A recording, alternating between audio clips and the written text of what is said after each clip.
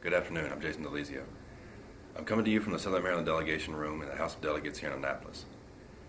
A few minutes ago, I left the Ways and Means Committee where we were hearing bills in opposition, none in favor of, all in opposition to House Bill 928, a sales and use tax agriculture exemption repeal, introduced by Delegate Jay Walker from the PG County area of Maryland. I'd like to read my testimony so everyone on Facebook is fully aware of what I said. And we heard a lot of numbers and taxes and this and that, but one thing I didn't hear a lot about is the family side of it, the reason why we still have farms in our state. I'm here today to testify in opposition to HB 928 for several reasons, many of which are personal for me as well as for many other Marylanders.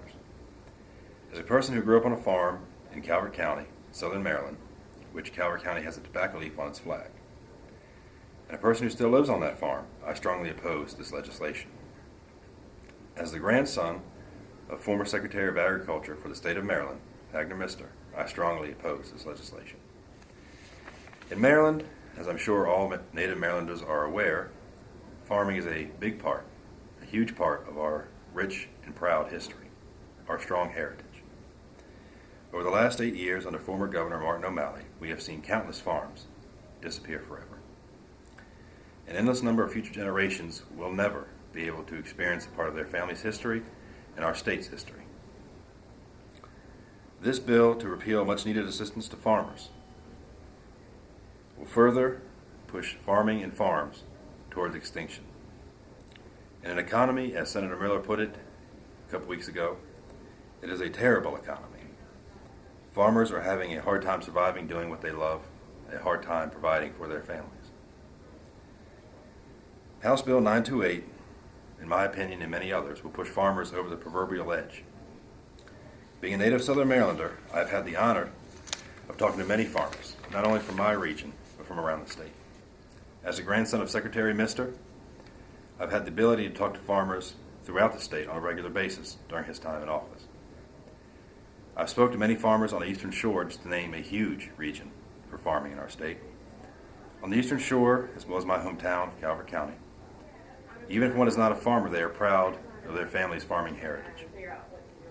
Personally speaking, I could talk all day about cherished memories that I have cultivated with my grandfather and other family members while I worked in a hay field, tobacco field, sweet potato field, and so on.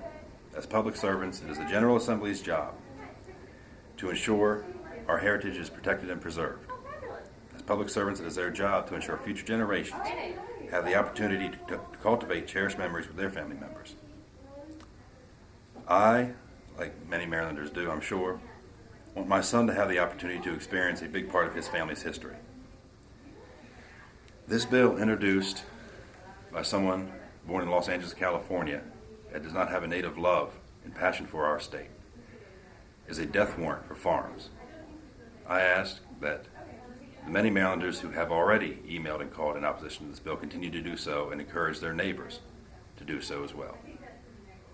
I hope you enjoyed my testimony, and I hope you agree with it. God bless you. God bless Maryland.